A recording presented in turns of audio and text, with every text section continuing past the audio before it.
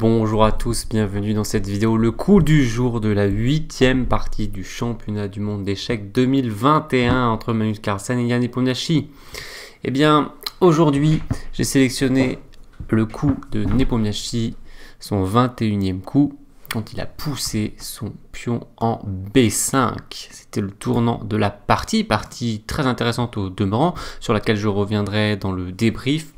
Donc ce sera la prochaine vidéo qui arrivera un peu plus tard dans la soirée.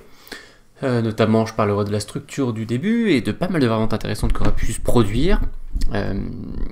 Mais dans celle-ci, on va juste débriefer le coup B5. Grosse erreur de la part du joueur russe, un aveuglement en fait. Et pour comprendre d'où il vient cet aveuglement, un petit peu en tout cas, on va revenir au coup d'avant, ici. Voilà, Carlsen qui joue C4. Jusque-là, la structure était symétrique au niveau des pions. Il joue C4, donc une petite pression sur le pion central de ton adversaire, qui n'était pas du tout obligé de prendre, mais qui a décidé de prendre. Et il faut noter qu'après ce genre de coup, au moins pour les joueurs amateurs, mais beaucoup moins pour les joueurs professionnels et encore moins pour les joueurs qui jouent le championnat du monde, on peut ne pas se rendre compte que ce fou qui reprend un pion crée une menace. J'en avais parlé dans un conseil de la semaine, donc je vous mets le lien en haut parce que c'est exactement cette thématique, c'est de se méfier des coups anodins. J'avais parlé des coups qui reculent, parce qu'on se dit l'adversaire recule après qu'on l'ait attaqué. On ne fait pas attention s'il est en train de menacer quelque chose. Et bien là, il reprend juste un pion. J'ai aussi parlé de ce type de coup. Coup de reprise, bon ben, je prends un pion, il reprend un pion, on fait pas trop, on peut avoir tendance à ne pas faire attention. Et il se trouve que quand on reprend, ça libère, donc ce qui est une bonne façon de jouer, une bonne habitude d'apprendre, c'est d'observer le coup de son adversaire sur toutes les coutures. C'est-à-dire, que fait le fou, bon d'accord, maintenant il met une pression ici, et puis aussi que fait le déplacement du fou, et ici ça libère la troisième rangée pour la dame, donc la dame qui pourrait venir sur B3 ou sur A3, et sur A3 ça ferait échec au roi noir, et ça attaquerait le pion sur A7, et donc ça ferait une double attaque, ça gagnerait un pion. C'est la menace. Alors, il a bien vu cette menace Nepomniachtchi, évidemment, mais il s'est dit j'attaque le fou.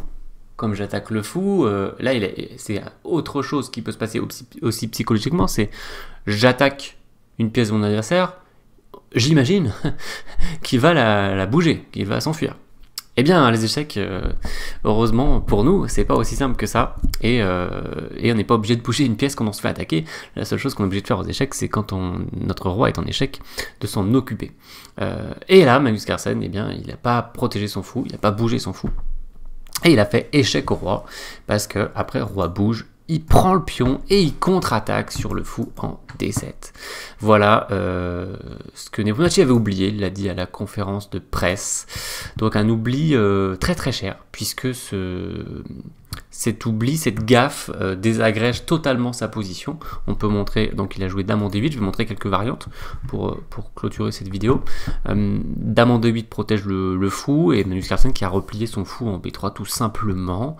Et le bilan, c'est qu'il a gagné un pion, et il a 3 pièces plus actives. La tour est sur la colonne ouverte, la dame est dans le camp des noirs, fait pression sur le fou, et le fou en B3 fait pression sur F7. C'est l'occasion de dire que si les noirs jouent tour G6 pour espérer faire une contre-attaque avec fou prend H3, malheureusement, on ne laisse pas fou prend H3 parce qu'on se heurterait grâce à la dame sur la 7ème rangée à fou prend suivi de fou prend tour. Donc les noirs ne menaceraient rien. Voilà, donc cette position est gagnante pour les blancs, et Magnus Carlsen s'est appliqué, il avait encore 30 minutes ici pour faire 26 coups, et s'est appliqué et il a fini par gagner cette partie. Alors qu'est-ce qu'il aurait dû faire au lieu de B5? C'est la première chose qu'on va regarder. Ici, il faut s'occuper de ce coup, certes. Donc ce qu'il a expliqué, c'est qu'il n'aimait pas, par exemple, bouger son roi en G8. Enfin ça, non, ça c'est l'autre variante, je vais quand même la montrer, parce qu'on abandonne le contrôle de la case de 7. Quand le roi il est sur F8, la dame elle peut s'infiltrer ni sur E8 ni sur E7. Quand on bouge le roi, on laisse l'infiltration sur dame E7. Il aurait pu jouer ça parce qu'il a une façon de gérer cette infiltration qui d'apparence est pénible, c'est fou E6, contre-attaque sur le fou et attaque la dame. Donc ça oblige l'échange des dames. On reprend, certes après fou prend, on va être obligé. Alors peut-être qu'on pourrait faire tour prend, on a des pions un peu isolés, mais imaginons qu'on fasse pion prend, il attaque le pion et on défend le pion. C'est délicat de le faire avec G5 puisqu'on se prendrait un clouage avec tour G4 et après pion F4, donc ça irait pas trop. Par contre on fait tour H6, c'est une finale de tour avec le même nombre de pions, le roi va venir sur F7, honnêtement ça devrait faire nul. Donc ça déjà il pouvait faire. Il avait une autre possibilité de jeu qui était un peu plus risquée, et c'est celle qu'il n'a pas aimée, et c'est pour ça qu'il a fait B5, c'est par exemple mettre la dame sur D6 pour empêcher l'échec. Et ce qu'il n'aimait pas, c'est la dame sur B3, donc encore la libération de la troisième rangée, avec attaque sur F7 et sur B7. Et ici, il faudrait jouer B5, fou prend F7, et par exemple tour F6, attaque le fou qui n'est pas très confortable, fou qui revienne probablement sur H5, et les noirs en profitent pour reprendre leur pion. Donc ici, certes, c'est un avantage blanc, pourquoi? Parce que toujours déjà depuis tout à l'heure, les 3 pièces blanches sont bien actives, le fou est un peu moyen, mais il peut espérer s'activer quand même. Et il travaille quand même, il crée des petites menaces des fois sur H3, à des moments on peut venir sur F5 peut-être. Le problème ici, entre guillemets, mais c'est pas un problème énorme, mais c'est le roi quand même. Voilà, justement, le fou d'ailleurs qui peut pas faire ce qu'il veut, parce qu'il y aura échec et mat pour l'instant sur E8. Bon, ici il y a une attaque sur F2 aussi, les blancs doivent choisir un coup comme dame C2, par exemple, ce serait raisonnable. Et c'est un peu mieux pour les blancs, mais il y a une partie. Voilà, donc il devait jouer ça certainement, Nepomniachtchi.